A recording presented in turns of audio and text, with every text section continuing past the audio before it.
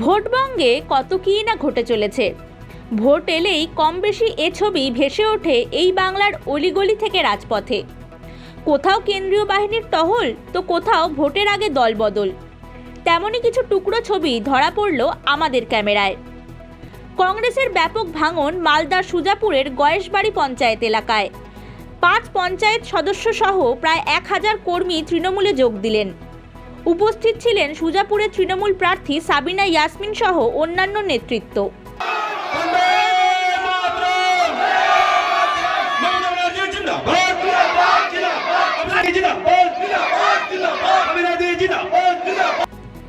বাঁকুড়ার তালডাংরা কেন্দ্রের ইন্দোপুরে তৃণমূল ছেড়ে 250 জন কর্মী বিজেপিতে যোগ দিলেন।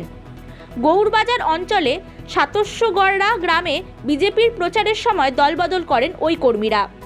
এলাকায় শান্তি বজায় রাখতে এবং ভোটারদের ভীতি দূর করতে বীরভূমের সদাইপুরে কেন্দ্রীয় বাহিনীর রুট মার্চ।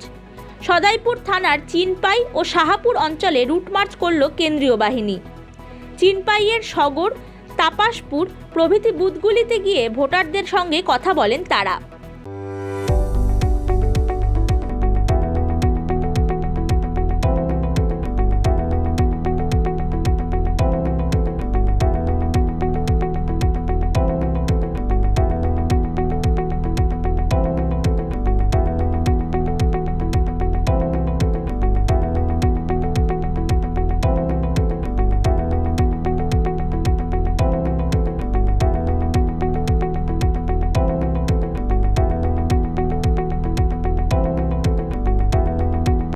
আমরা তো এসছি, ওনারাও এসছেন, সেন্ট্রাল অফিসার ফোর্স সবাই এসছেন। ভোট দেওয়ার ব্যাপারে কোনো অসুবিধা আছে? কেউ ভয় টয় দেখাচ্ছে? না না, কেউ বাধা দিচ্ছে এরকম কিছু? নিজের ভোট আপনারা নিজে দিতে পারেন তো? যদি মনে হয় যে কেউ ভয় দেখাচ্ছে বা কোনো বাধা সৃষ্টি করছে, আপনারা কিন্তু আমাদের জানাবেন। থানার নাম্বার তো সবার কাছে আছে, যদি মনে হয় না লাগবে আমি দিয়ে দেবো আপনাদের নাম্বার। স্যার কিছু বলবেন? স্যার কিছু ব্যাপার। ভোটারদের ভয় দূর করতে বীরভূমের ইসলামবাজারে বাহিনীর রুট মার্চ। মুরগাবনি, উষারডিহি ও দারোন্দা সহ আশেপাশের বিভিন্ন গ্রামে জওয়ানেরা ঘুরে স্থানীয়দের আশ্বস্ত করেন। এমনি এখানে তো এখন ঠিক আছে তো? ভোটের কোনো অসুবিধা? তো ধমকাচ্ছে সেরকম কিছু নাই তো? ভোট কোথায় দেন?